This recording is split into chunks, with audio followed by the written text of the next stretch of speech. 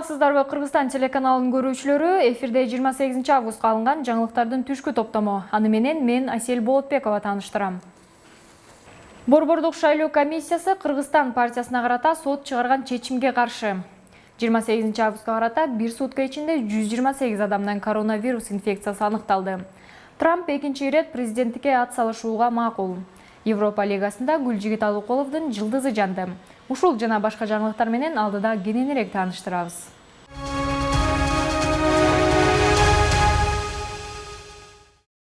31 августта Кыргызстандын эгемендүүлүк күнүндө Борбордук Ала Тоо аянтында президент Сооронбай Жээнбековдун катышуусунда иш-чара өткөрүлмөкчү. Маданият, маалымат жана туризм министрлигинин маалыматы боюнча өлкөдөгү эпидемиологиялык абалга байланыштуу иш-чара онлайн форматта уюштурулат. Тактап айтканда, көрүүчүлөр чакырылбайт. Бул күнү массалык иш-чараларды жана оюн тамаша уюштуруу пландалган эмес. Ал эми аталган иш-чара республикалык телеканалдар аркылуу чагылдырылат. Саат 10:00 башталып, саат 11:00 жыйынтыкталат. Ошондой эле саат 22:00 майрамдык салют атылат деп айтылат маалыматта.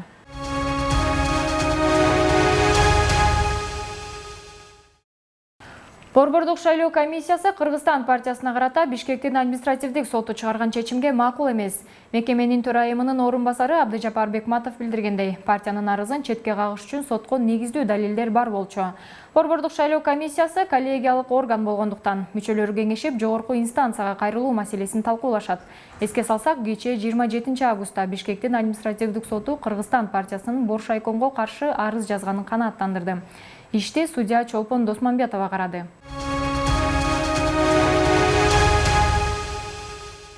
2020 жылдын 4 октябрында дайындалган парламенттик шайлоону даярдоонун жана өткөрүүнүн жүрүшүндө коңшу мамлекеттер шериктештигинин парламенттер аралык ассамблеясынан келген 50дөн ашык эл аралык байкоочу байкоо жүргүзөт. Бул тууралуу Борбордук шайлоо комиссиясынан билдиришти. Маалыматка караганда, коңшу мамлекеттик шериктештер парламенттер аралык ассамблеянын өлкөлөрүнөн эл аралык байкоочулардын тобу түзүлүп жатат. Ага КМШ парламенттер аралык ассамблеянын байкоочулары Санкт-Петербург, Москва, Минск жана Баку шаарларындагы Кыргыз өлкөсүнүн чет өлкөлөрдөгү участоктук шайлоо комиссияларынын ишине байкоо жүргүзөт.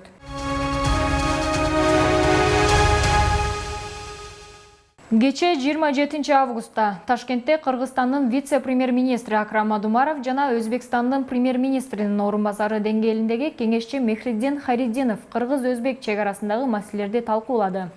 Бул тууралуу Кыргыз өкмөтүнүн басма сөз кызматы маалымдады. Вице-премьер-министр Акрам Адумаров чек араны тактоо иштери эмнеге солгундап калганына токтолду. Анын айтымында коронавирус инфекциясынын жайылышынан улам эки өлкөнүн мамлекеттик чек арасын делимитациялоо жана демаркациялоо боюнча иштер жайлап калган. Буга карабастан калган тилкелерди делимитациялоо процессин тез арада жыйынтыктоого кам көрүп, жана 2017 жылы кол койгон келишимге ылайык кыргыз-өзбек мамлекеттик чек арасын демаркациялоо ишин баштоо зарыл.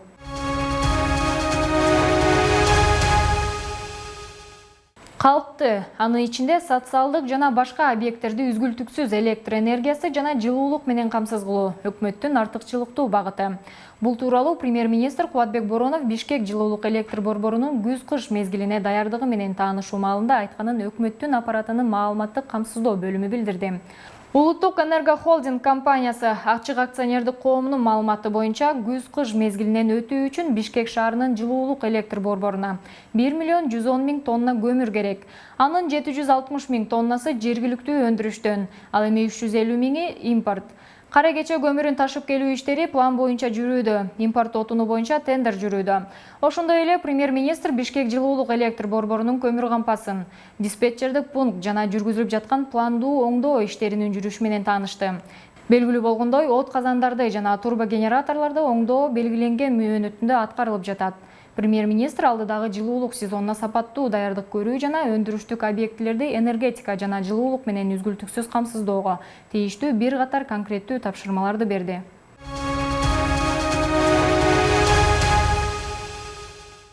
Өлкө боюнча коронавирус менен катталгандардын жалпы саны 43 587 адамды түздү. Ал эми 28 августка карата бир сутка ичинде 128 адамдан коронавирус инфекциясы аныкталды. Бул тууралуу Саламаттык сактоо министринин орун басары Нурболот Үсөнбаев брифинг учурунда билдирди. Бир сутка ичинде коронавирус катталган жаңы учурлар: Бишкекте 18, Ош шаарында 3, Ош облусунда 14, Баткен жергесинде 21, Жалал Абадта 27, Нарын аймагында 3, Талас облусунда 6, Чүй өрөөнүндө 12, ал эми Ысык көл облусунда 24 бейтап катталган.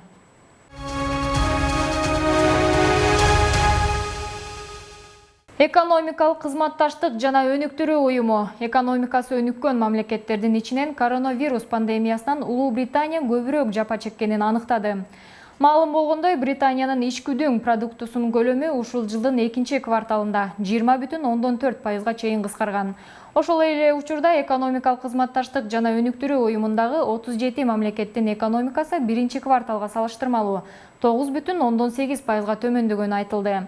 BBC News кабарлагандай, Улуу Британиянын экономикасы буга чейин мынчалык жапа чеккен эмес. Серепчилер экономиканын кескин түшүп кетүүсүнө коронавирустан улам киргизилген чектөө чаралары себеп болду деп эсептешет.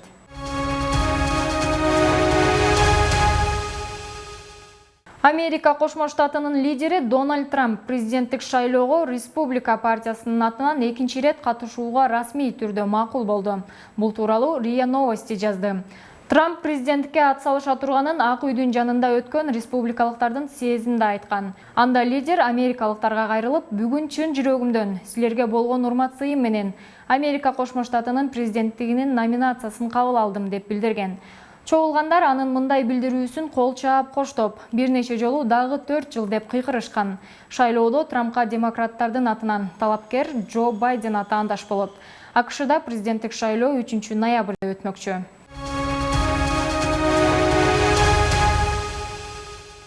Активист Аскар Турдугулов Кыргызстандагы ден соолугуна мүмкүнчүлүгү чектелген жарандар кайсы тармакта иштөөгө мүмкүн болоорун айтты. Турдугулов белгилегендей, көпчүлүк мекеме жана компаниялар аралыктан иштөөнү уюштуруу менен мүмкүнчүлүгү чектелген жарандарды жумуш менен камсыз кыла алышат. Анын айтымында, коопсуз шаар системасы, кол борборлор, операторлор, отуруп иштеген жумуштун баары майыптыгы бар адамдарга ылайыктуу. Ал мындай жарандарды биринчи кезекте IT тармагында окутуп иштетүү керектигин кошумчалады. Анткени муну менен алар Кыргыз Республикасында эле эмес, дүйнө жүзүндө да иштөө мүмкүнчүлүгүнө ээ болот.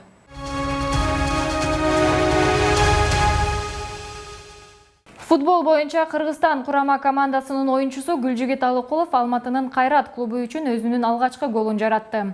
Кече 27 августта Европа лигасынын алкагында Кайрат футбол клубу квалификациялык раундда биринчи оюнун өткөрдү. Ал Армениянын Нова клубу менен беттешкен.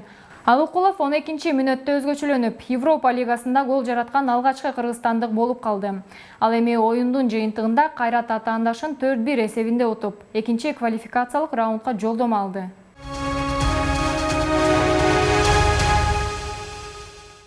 Карантин учурунда дүйнө жүзүндөгү көпчүлүк мырзалар чачын адаттагыдан узунураак өстүрүүгө мажбур болушту. Бирок алардын бирөө да Вьетнам өлкөсүнүн жараны Нгуен Ван Чин менен тең келе албайт. Ал 80 жыл бою чачын кырыктырган эмес. Бул тууралуу Reuters басылмасы жазды. Нгуен Ван Чин 92 жашта. Ал адам кандай төрөлсө, баары ошол бойдон калышы керек деп эсептейт. Өзүнүн айтымында, чачы узун өмүр сүрүшү менен түздөн түз байланыштуу. Эгер мен чачымды кестирсем өлүп калам, чачымды дагы тарабайм, дейт 92 жаштагы аксакал. Ал чачын 12 жашынан бери өстүрүп келет. Азыр чачына кам көрүүгө уулу жардам берет. Уулу дагы чачын узундугун жаш куракка таасир этет деп эсептейт. Ушуну менен жаңылыктардын түшкү топтому аягына чыкты. Кийинки эфир аркылуу жолугушканча сак саламатта туруңуздар.